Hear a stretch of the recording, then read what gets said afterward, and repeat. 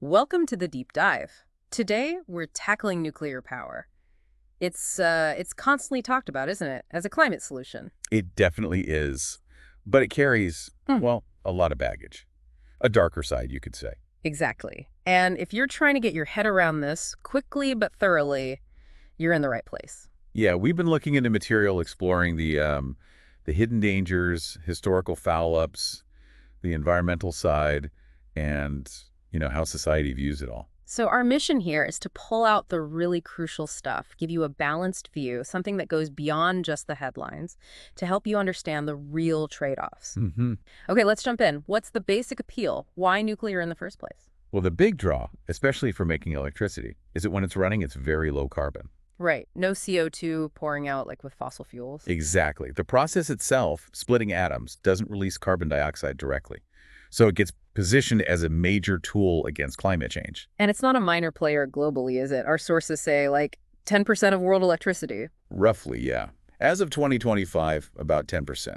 That's from over 400 reactors, spread across maybe 30 countries. Wow. And for some places, it's absolutely central. Think France. Oh, yeah. France is heavily nuclear, right? Over 70% of their electricity, it's the backbone. And we are seeing renewed interest globally. Countries wanting to move away from fossil fuels. Okay, so on the surface, Yeah. lots of power, low operating emissions. Sounds good. But the material we looked at points to some pretty significant buts. That's putting it mildly. And the first huge one is nuclear waste. What do we do with it? Yeah, this might be the toughest, most persistent problem. Reactors produce this stuff called high-level radioactive waste, HLW. It's a direct byproduct. And it's dangerous for We're how? talking tens of thousands of years. Yeah. Dangerously That's radioactive. tens of thousands, Yeah. right? And dangerous means really dangerous. Absolutely. Radiation exposure can cause severe health issues, cancer, genetic damage, things you definitely don't want leaking into the environment. So how much are we actually dealing with? Is it a manageable amount or? The scale is, well, it's pretty staggering. Your typical reactor turns out maybe 20 to 30 metric tons of this high-level waste every single year Each year per reactor. per reactor.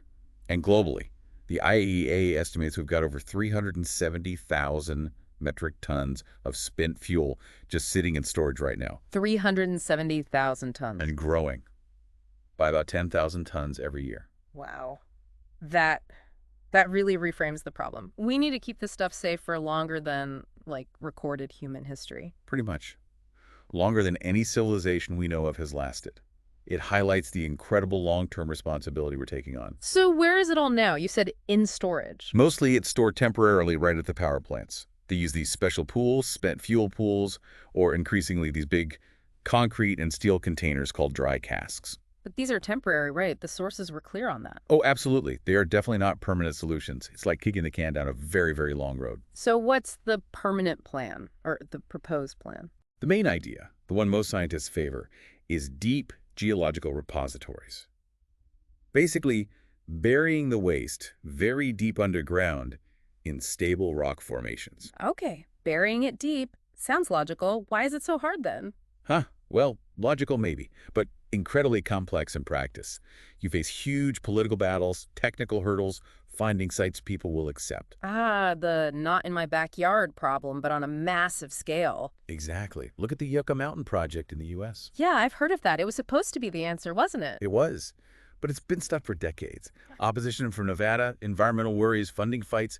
It just shows how tough it is. So has anyone actually managed to get one going? Finland is the furthest along. They have the Onkalo repository. It's supposed to start operating pretty soon, mid-2020s. Okay, so there is some progress. There is. But even Onkalo, which is a massive achievement, will only handle Finland's waste. It's a fraction of the global total. Right, so not a silver bullet for the world's waste problem. And while we wait for more on Collos, what are the risks of this temporary storage? The main risks are leaks.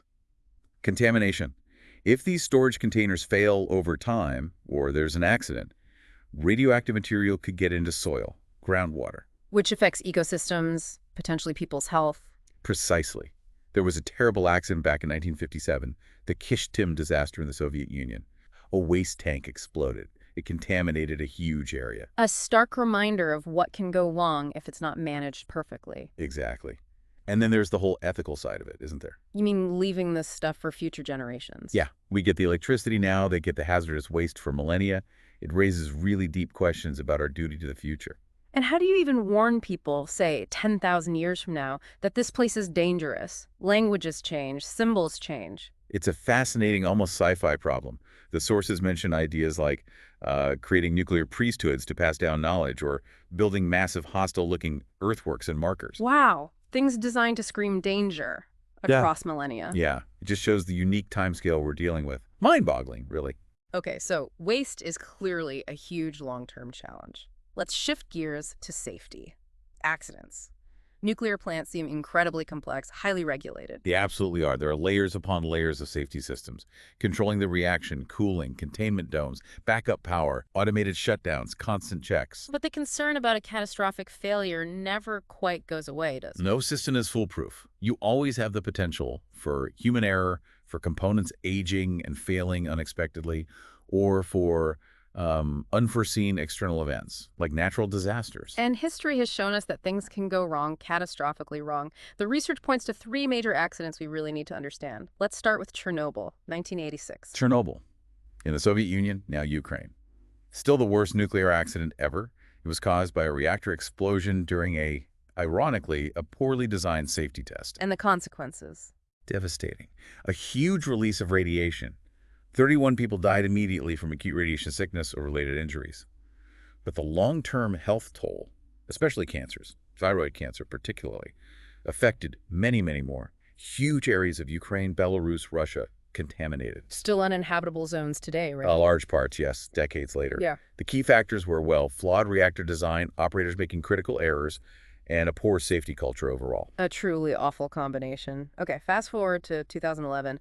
Fukushima, Japan, different situation. Very different trigger. A massive earthquake, magnitude 9.0, followed by an enormous tsunami. Which overwhelmed the plant's defenses. Exactly. It knocked out power, including backup generators, leading to meltdowns in 3 reactors.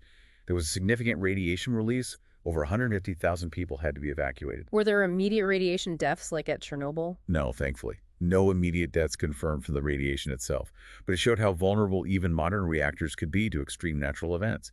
And it raised questions about regulatory oversight, too. And the cleanup is still ongoing, I imagine. Oh, yes. It's expected to take decades, cost billions upon billions, a massive undertaking. Okay, and the third one mentioned is 3 Mile Island in the U.S. back in '79. 3 Mile Island, Pennsylvania. That was a partial meltdown caused by equipment failure combined with operator errors. They misinterpreted readings. And the impact, was there a large radiation release? A relatively small amount of radioactive gas was released. Importantly, studies haven't confirmed significant long-term health effects on the public. But it still had a big impact, didn't it? Huge impact on public perception and the industry in the U.S. It really shook public confidence and basically stopped new reactor orders for decades. So these three events, Chernobyl, Fukushima, 3 Mile Island, different causes, different outcomes, but they all highlight the incredibly high stakes involved. Exactly. Even if they're rare, the potential consequences are enormous. Now, the research does mention newer reactor designs, generation the fourth. Are they meant to be safer? That's the goal. They incorporate advanced safety features. Some use different fuels or coolants. Some designs have passive safety systems that rely on physics, like gravity, not mechanical pumps, to cool the reactor in an emergency. So, potentially safer, but... But the possibility of failure, however small, can likely never be zero. And we also face new risks, or evolving ones. Like what? Well, climate change itself. Rising sea levels could threaten coastal plants. More extreme weather could challenge infrastructure. And then there's the age factor. Right. You mentioned many plants were built in the 70s and 80s. Exactly. They're getting old. That means needing expensive upgrades to meet modern safety standards, or facing the massive cost and complexity of decommissioning them. Which brings us neatly to the wider environmental impact. We said low carbon during operation, the green label. Yeah, but that's only part of the picture. You really have to look at the whole life cycle. Okay, so let's trace it. Starts with getting the fuel, right? Uranium mining. Yes. And mining itself isn't environmentally benign. It's energy intensive, it disrupts ecosystems. Open pit mining, underground mining, both have impacts. And water contamination, is that a risk? But similarly, mining can release heavy metals, sometimes naturally occurring radioactive elements, into water sources. Plus, you get these piles of waste rock and processed ore, called tailings. Tailings? What's the issue there? They contain leftover radioactive materials and can remain hazardous for centuries. Managing them safely long-term is a big environmental challenge.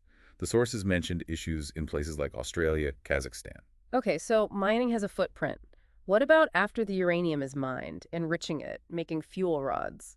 Those processes also use a lot of energy, and they generate their own waste streams, although usually less radioactive in the very long term than the spent fuel itself. So yeah, more environmental inputs there. And then building the plant itself.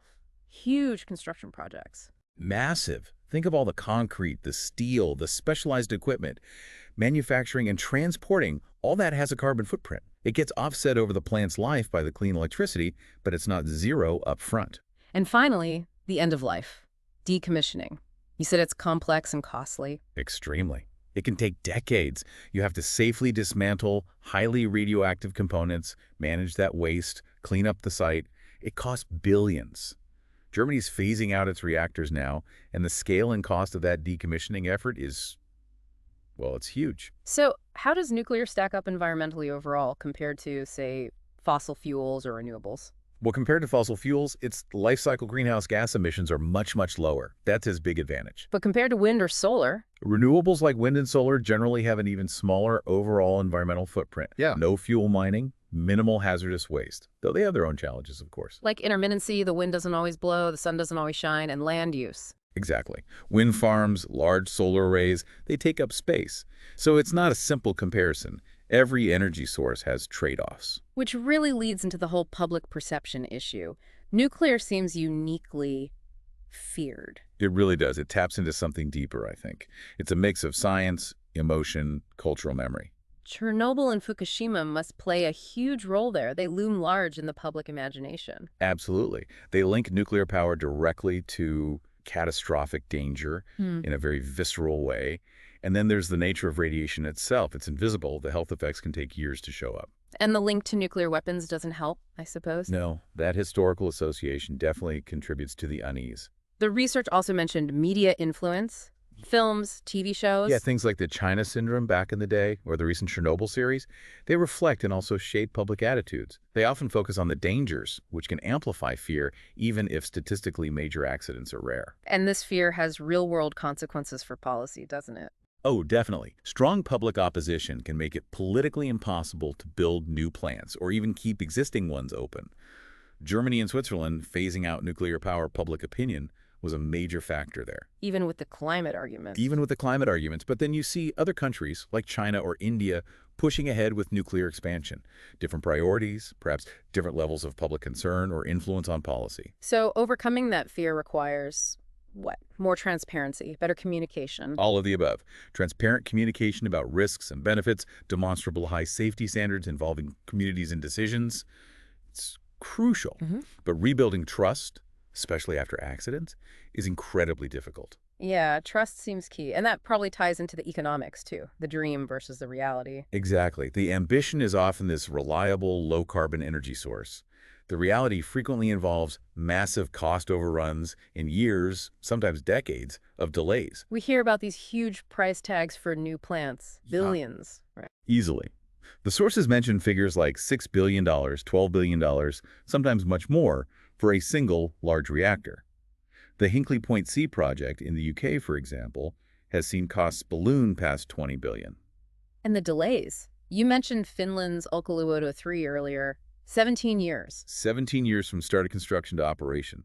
That kind of financial risk and timescale makes investors very nervous. Especially compared to renewables. Right. Wind and solar farms generally have much lower upfront costs per megawatt, and you can build them much faster. A quicker return on investment. So the money for one big nuclear plant could build a lot of solar panels or wind turbines, potentially getting power onto the grid sooner. That's the argument you often hear. Nuclear does provide reliable baseload power, which is valuable.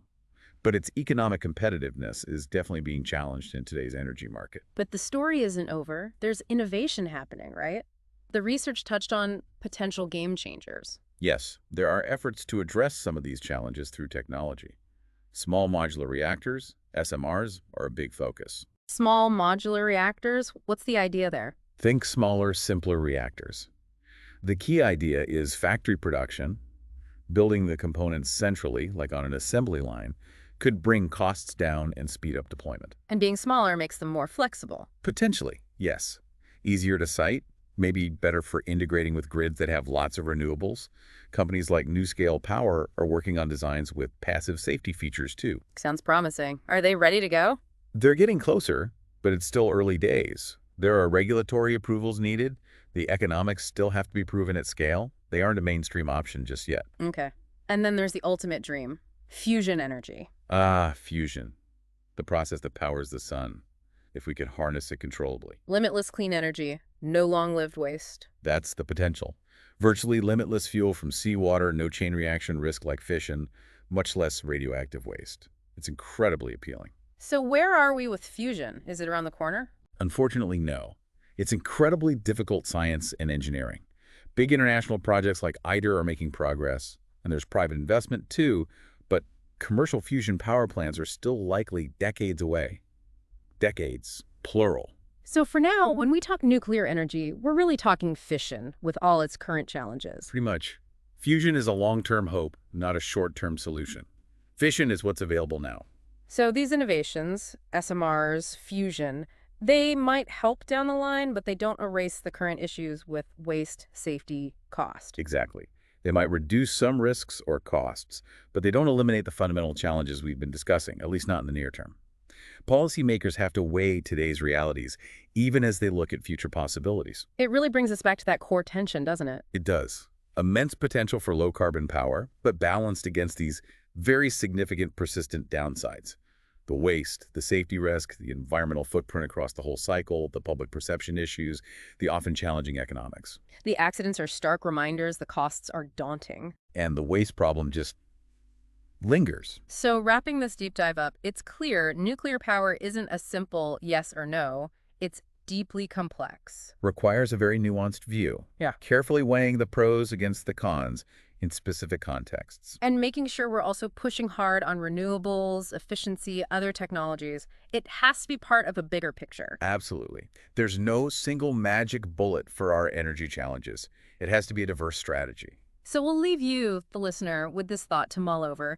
Given everything, the low carbon potential, the stubborn waste problem, the catastrophic accident risk, the full environmental picture, the public fear, the economics, is nuclear power a necessary evil, maybe, a vital tool we have to use in the climate fight? Or do those risks, those burdens we pass on, ultimately make it a gamble we shouldn't take, especially with renewables getting cheaper and better? It's a tough question. No easy answers. Thank you for joining us for this deep dive. We hope it's given you plenty to think about. Definitely keep exploring the topic. Form your own informed view.